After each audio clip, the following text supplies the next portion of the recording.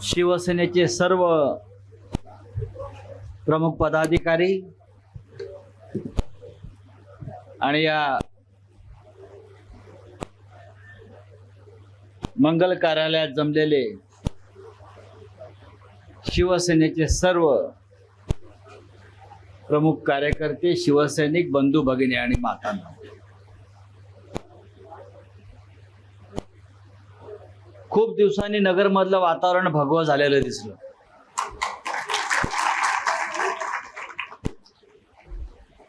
आल्यापासून मी घोषणा ऐकतोय, अनिल भैया अमर रहे. अनिल भैया त्यांच्या कामानं अमर झालेलेच आहेत, पण अनिल भैया सारखं काम आपण कधी सगळे करणार? अनिल भैयांना जर आपल्याला त्यांची आठवण कायम ठेवायची असेल या नगरमध्ये, शिवसेने, तर ज्या पद्धतीनं हातामध्ये भगवा, खांद्यावर भगवा उपरणं घेऊन अनिल भैयांनी 35-40 वर्ष या नगरमध्ये नुसतं नेतृत्व केलं नाही शिवसेनेचं, तर इथल्या सामान्य माणसाला त्यांचा आधार वाटत होता शिवसेना म्हणून. त्यांच्यानंतर ही जबाबदारी आता जे मंचावर बसलेले आहेत त्यांची आहे. मला सकाळपासून, व काल मी इथे आलो, सकाळपासून मला अनेक आमचे पदाधिकारी भेटले आणि त्यांनी मला एकच सांगितलं की या शहरामध्ये गुंडगिरी वाढलेली आहे. अनिल भैया असते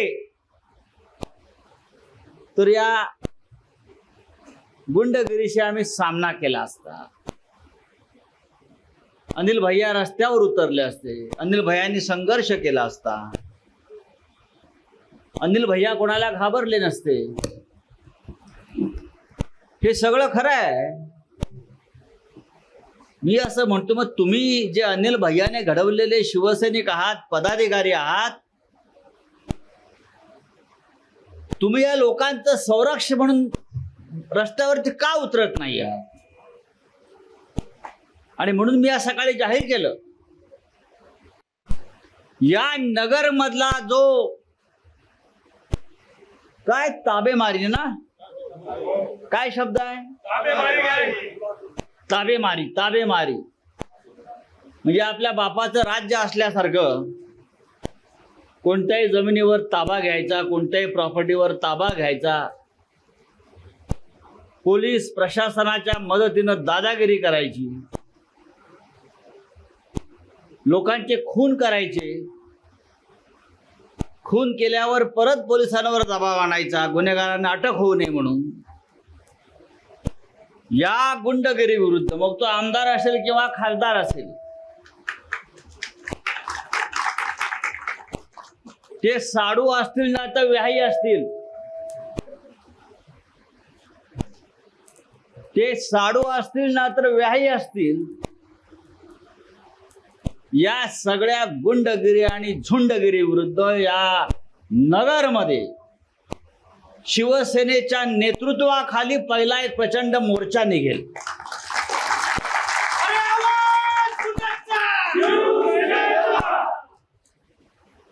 आणि मी इतकंच सांगेन, हा जो मोर्चा आहे या गुंडगिरी विरुद्ध शिवसेनेचा किंवा महाविकास आघाडीचा, अनिल भैयाला हीच खरी श्रद्धांजली असेल. नुसतं अनिल भैयाचं नाव घेऊ नका. माझं इकडलं आपल्या पदाधिकाऱ्यांना हे सांगणं आहे, अनिल भैयाच्या चिरंजीवांना हे सांगणं आहे, अनिल भैयाच्या सहकाऱ्यांना हे सांगणं आहे,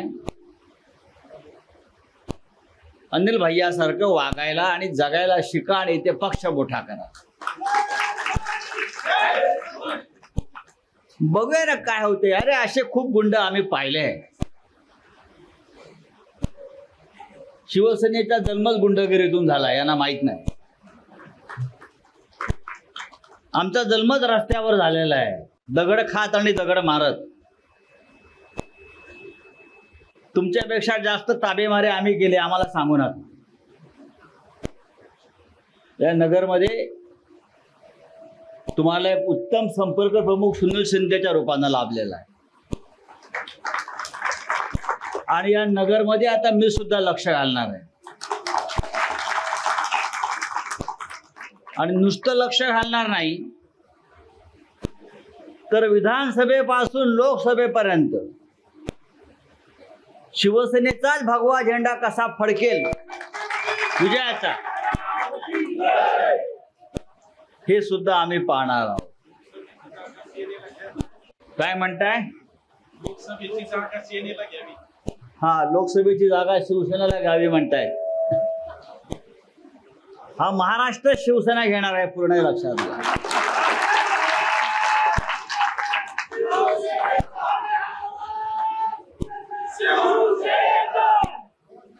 लोक घाबरताय तिथे बोलायला. कसली गुंडगिरी, कोणाची गुंडगिरी, कोणाच्या जीवावर चालली आहे, कोण आहे त्यांचे बॉस? येऊ द्या ना समोर, आम्ही येतोय नगरमध्ये, आलेलो आहे.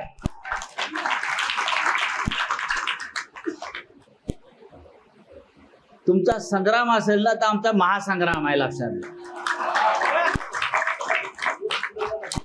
आमच्या आसपास फिराल तर याद राखा. मी तर म्हणेन शिवसेनेने एक मोहीम राबवायला पाहिजे. ज्यांच्या ज्यांच्या जागा जमिनी जबरदस्तीने घेतलेल्या आहेत ताब्यात, त्यांना आवाहन करा, शिवसेनेच्या कार्यालयात या आणि माहिती द्या. एक दिवस ठरवा, या दिवशी सगळ्यांनी आपली कागदपत्र घेऊन आमच्या पक्ष कार्यालयात या, शिवसेना कार्यालयात या, ते गोळा करा आणि तो मोर्चा घेऊन हे सगळे कागदपत्र त्या पोलीस प्रमुखाच्या टेबलावर आपटा, नाही तर गृहमंत्र्याच्या टेबलावर आपटा. हे तुमचं राज्य, पण हे राज्य जाणार आहे, लक्षात घ्या. हे राज्य टिकणार नाही. हे राज्य आउटघटकेच आहे. हे पापातून निर्माण झालेलं राज्य आहे. आणि नगरमध्ये मी खास करून हे सांगायला आलेलो आहे, आतापर्यंत हा जिल्हा सम्राटांचा, महासम्राट किंवा तो सम्राट, पण आता या सम्राटावर शिवसैनिकाचं, सामान्य माणसाचं राज्य येईल, शेतकऱ्यांचं राज्य येईल, कष्टकऱ्यांचं राज्य येईल. नाशिकमध्ये शिवसेनेचं अधिवेशन झालं, फार लांब नाही. अरे जातो रे माझा आवाज. नाही जाईना सर.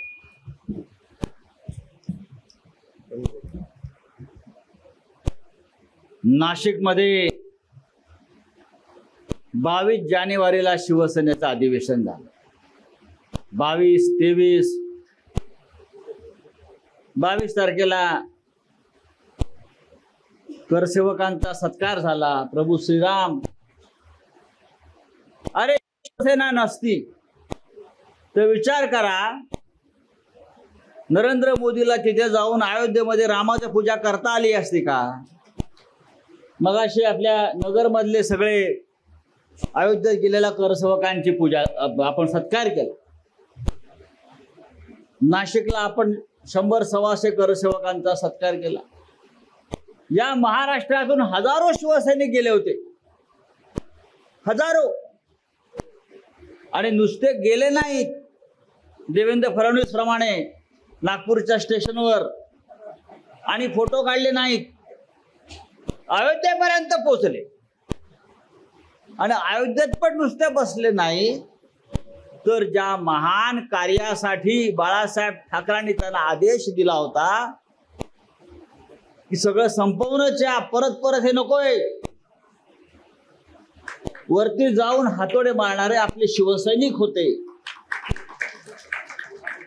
आणि म्हणून काल पंतप्रधान नरेंद्र मोदी हे अयोध्येत जाऊन प्रभू श्रीरामाची प्राणप्रतिष्ठा करू शकले.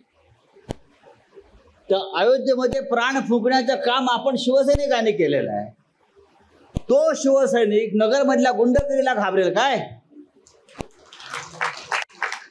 अजिबात नाही. मगाशी आपण शेतकऱ्यांचा प्रश्न मांडला, एका वक्त्याने आपण शेतकऱ्यांचा प्रश्न मांडला, कांद्याचा प्रश्न मांडला, दूध उत्पादकांचा प्रश्न आहे, सोयाबीनचा प्रश्न आहे. या रामाच्या निमित्तानं हे भाजपवाले घरोघर अक्षता वाटत करत होते. अक्षता देशभरामध्ये, महाराष्ट्रामध्ये ते अक्षता घेऊन माझ्याकडे सुद्धा आले. चांगलं स्वागत केलं. मी म्हटलं काय आहे म्हटलं. ते प्रभू श्रीरामाची प्राणप्रतिष्ठेच्या संदर्भातला या अक्षता आहे, अक्षता वाटतोय. तुला चांगला आहे, अक्षता वाटतंय. त्याच्यापेक्षा आधी जे तुम्ही 15-15 लाख रुपये आम्हाला देण्याचं कबूल केलं होतं ना, ते अक्षता म्हणून वाटा. प्रत्येकाच्या खात्यात 15-15 लाख रुपये देणार होतात, अक्षता म्हणून घरोघरी ते 15 लाख रुपये वाटा. आम्हाला नको तुमच्या अक्षता. रामाची पूजा करायला आम्ही समर्थ आहोत. शेतकऱ्यांच्या मालाला भाव द्या, कांद्याला भाव द्या, दुधाला भाव द्या, तरुणांना रोजगार द्या. देताय का? अक्षता कसल्या वाटताय? ही नाटकं कसली करताय, नौटंकी कसली करताय? ते नाही, अक्षता वाटायच्या. प्रभू रामाच्या नावानं उत्सव साजरे करायचे. करा, आम्ही करू. राम सगळ्यांचा आहे, तुमच्या बापाचाच नाही, फक्त आमचा राम आहे. पण रामाबरोबर हाताला काम सुद्धा द्या. हा आपला एक महत्वाचा मुद्दा आहे. महिला वर्ग बसलाय ना, किती मोठ्या प्रमाणात बसलाय. विचारा ना, काय महागाई आहे, त्याच्यावर प्रधानमंत्री मोदी बोलत नाही. त्याच्यावर कोणी बोलायला तयार नाही. 2 कोटी रोजगार देणार होते, 2 कोटी. आतापर्यंत 2000 लोकांना पण रोजगार मिळाला. मला आश्चर्य वाटतंय नरेंद्र मोदींचं. प्रभू श्रीरामाची मूर्ती पाहून त्यांना रडू कोसळलं. रडू कशाला कोसळायला पाहिजे? रामाची मूर्ती पाहून आनंद झाला पाहिजे. आम्ही आनंद, प्रभू श्रीरामाची मूर्ती पाहून अयोध्येतली, की आमचा जीवनातला सर्वोच्च आनंदाचा क्षण आहे. या माणसाला हमखास रडू येतं. पण याला पुलवामामध्ये 40 जवान शहीद झाले तेव्हा हा माणूस रडला नाही. या महाराष्ट्रामध्ये हजारो शेतकरी आत्महत्या करतात तेव्हा हा माणूस रडला नाही. काश्मीरमध्ये हजारो पंडित आज रस्त्यावरती आहेत. त्यांना घर वापसीचं त्यांनी वचन दिलं होतं. त्यांचा आक्रोश बघून हा माणूस रडत नाही.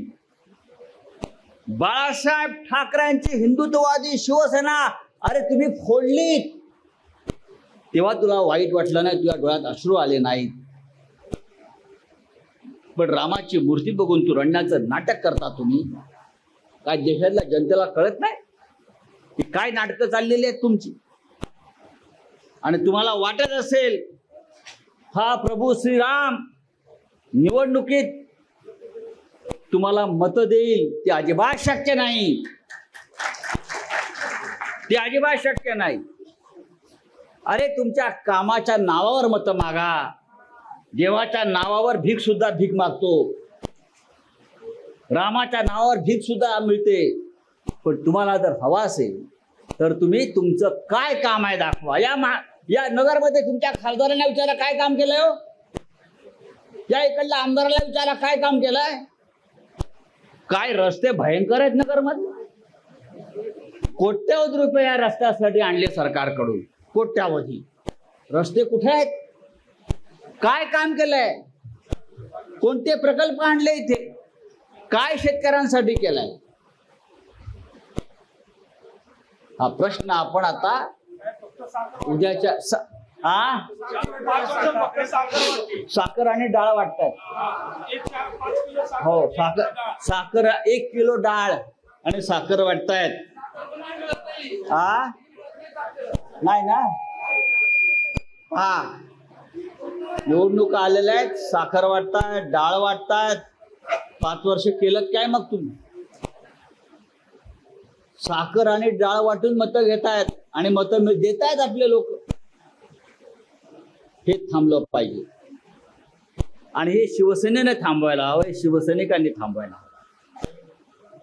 या नगर जिल्ह्यातलं राजकारण आपल्याला बदलायचं आहे. हे 2-4 लोकांच्या हातामध्ये राजकारण, बाकी सगळे आपण गुलाम. बस लढत राहायचं, घोषणा द्यायच्या. कुठेतरी आपण आता थांबवायला पाहिजे. माननीय उद्धव ठाकरे शिवसेनेचे पक्षप्रमुख हे महाराष्ट्र जिंकायला निघालेले आहेत, लक्षात घ्या. आणि हा महाराष्ट्र जिंकल्याशिवाय आपण राहणार नाही आणि उद्धव ठाकरे यांना पुन्हा मुख्यमंत्री केल्याशिवाय आपण स्वस्थ बसणार नाही, अशा प्रकारची शपथ घेऊन आम्ही सगळे बाहेर पडलो आहोत. बाळासाहेब ठाकरेंची शिवसेना 60 वर्षापूर्वी बाळासाहेब ठाकरेंनी शिवसेना स्थापन केली या महाराष्ट्रासाठी, मराठी माणसासाठी. ती काय इलेक्शन कमिशनला विचारून शिवसेना स्थापन केली होती का राहुल नार्वेकरला विचारून शिवसेना स्थापन केली होती? ही शिवसेना त्याने आपल्यासारख्या सामान्य माणसासाठी स्थापन केली. त्या शिवसेनेचं नेतृत्व उद्धव ठाकरे करतायत. ही शिवसेना कोणाची हे तुम्ही जगात कोणाला विचारा, पाकिस्तानला जाऊन विचारा, बांगलादेशात जाऊन विचारा, ते सांगतील शिवसेना ठाकरेंची, शिवसेना बाळासाहेब ठाकरेंची, शिवसेना उद्धव ठाकरेंची, शिवसेना या शिवसैनिकांची. पण राहुल नार्वेकर म्हणतो शिवसेना शिंदेची. अरे कोण शिंदे? शिवसेना स्थापन झाली तेव्हा हा गोधडीत सुद्धा नव्हता, हा गोधडीत सुद्धा नव्हता, त्याचा जन्म झाला नव्हता आणि शिवसेना म्हणे त्याची. इलेक्शन कमिशन म्हणते शिवसेना त्याची. या देशामध्ये न्याय, इलेक्शन कमिशन, राजभवन, या देशाचं संविधान हे सगळं गुलाम करून टाकलेलं आहे आणि या देशामध्ये एक प्रकारची हुकुमशाही केलेली आहे. हिचे जे गुंडगिरी करतायत आमदार आणि खासदार, हे दिल्लीत जाऊन अक्षरशः त्यांच्या चरणाशी मुजरे झाडत बसतात. स्वाभिमान नाहीये. ही परिस्थिती या राज्याची आणि देशाची. या महाराष्ट्रातला उद्योग, मोठे मोठे उद्योग या महाराष्ट्रातले, हे फक्त गुजरातला चाललेले आहेत. या महाराष्ट्राने, या मुंबईने देशाचं पोट भरलं. कोणी यावं मुंबईत आणि महाराष्ट्रात आणि पोट भरावं, अशा प्रकारचे राज्य असताना आज या महाराष्ट्राला ही गुजरात लॉबी कंगाल करण्याचा प्रयत्न करताय, भिकारी करण्याचा प्रयत्न करताय. हा महाराष्ट्रावर सूड घेतला जातो आहे. हे आपण सहन करायचं मराठी माणूस म्हणून? बाळासाहेब ठाकरेंनी आम्हाला शिकवलं नाही. जेव्हा जेव्हा महाराष्ट्रावर आघात होईल, हल्ला होईल, तेव्हा आपण उभं राहिलं पाहिजे. आणि या नगर जिल्ह्याला सुद्धा लढ्याची फार मोठी परंपरा आहे. अनेक लढ्या नगर जिल्ह्यात झाल्या आहेत. संयुक्त महाराष्ट्राचा झालेला आहे, मोगलांच्या विरुद्ध झालेला आहे, ब्रिटिशांच्या विरुद्ध झालेला आहे आणि आता या झुंडशाही आणि गुंडशाही विरुद्ध आपल्याला लढायचं. मी संपर्क प्रमुखांना इतकं सांगतो, सुनीलजी, आता आपल्याला थांबायचं नाहीये. आपल्याला या नगर जिल्ह्यातून किमान 3 ते 4 आमदार शिवसेनेचे म्हणून निवडून आणायचेच आहेत. आणि महाराष्ट्रातला येणाऱ्या पुढल्या सत्तेमध्ये या नगरचा वाटा हा महत्वाचा असायला पाहिजे. आज हा पदाधिकाऱ्यांचा मेळावा आपण या सभागृहात घेतलेला, पुढल्या वेळेला आपल्याला मोकळ्या मैदानात घ्यावे लागेल, अशा प्रकारचा संदेश आपण इथून दिला पाहिजे. आज व्यासपीठावर सर्व शिवसेनेचे प्रमुख लोक आहेत. मला आनंद आहे. शिवसेनेच्या फुटीनंतर नगर जिल्ह्यामध्ये फार पडझड झाली नाही आणि सगळे प्रमुख लोक हे आपले जागेवर राहिले, शिवसैनिक जागेवर राहिले. हे अत्यंत महत्वाचं आहे, आनंदाची गोष्ट.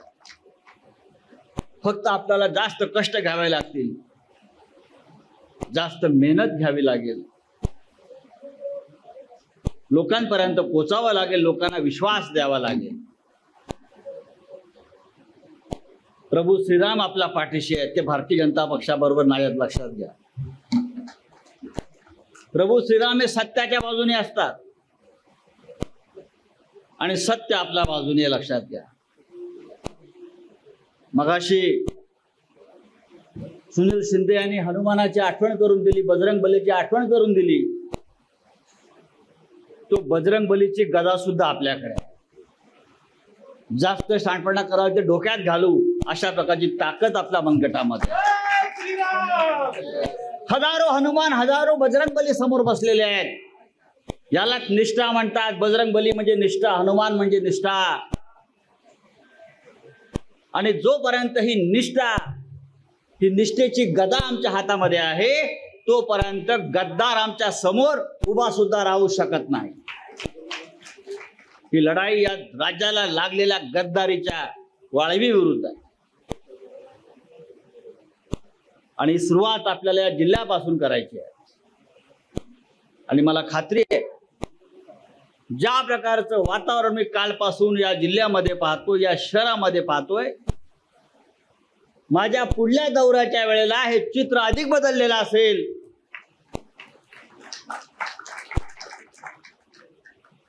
हे चित्र नुसतं बदललेलं नसेल तर इकडले सगळे ताबेमार बिळात लपलेले असतील. उगाच म्हणत नाही कोण आला रे, कोणाला शिवसेनेचा वाघ आला. समोर बसलेला प्रत्येक जण वाघ आहे, मी एकटा वाघ नाही. मग अशी गायकवाड आपण एक प्रश्न विचारला की तुम्हाला ईडीचे पोलीस घेऊन जायला आले तेव्हा तुम्ही हसत हसत कसे गेलात? ही बाळासाहेब ठाकरे यांनी दिलेली ऊर्जा आणि निष्ठा. ज्या शिवसेनेनं, ज्या बाळासाहेब ठाकरेंनी, ज्या शिवसेना या 4 अक्षरांनी आम्हाला घडवलं, ते आम्हाला नामर्द म्हणून घडवलं नाही. ही मर्दांची फौज बाळासाहेबांनी उभी केली, त्याच्यापैकी आम्ही एक शिवसैनिक आहोत. अरे ईडी वाले येतील, सीबीआय वाले येतील, नाहीतर त्या मोदीच्या फौजा येतील, आम्ही लढू. आणि नुसते लढणार नाही तर या महाराष्ट्राचा स्वाभिमान, मराठी माणसाची अस्मिता, सामान्य माणसाचा आवाज आम्ही बुलंद करू. आणि शिवसेना ज्याच्यावर तुम्ही हल्ला केलाय, त्या हल्ल्यातून जा रक्ताचे थेंब सांडलेले आहेत, त्या रक्ताच्या प्रत्येक थेंबाचा बदला घेतल्याशिवाय हा शिवसैनिक गप्पा बसणार नाही, इतकंच मी सांगतो. आणि तूर्त आपली रजा घेतो. एबीपी माझा, उघडा डोळे बघा नीट.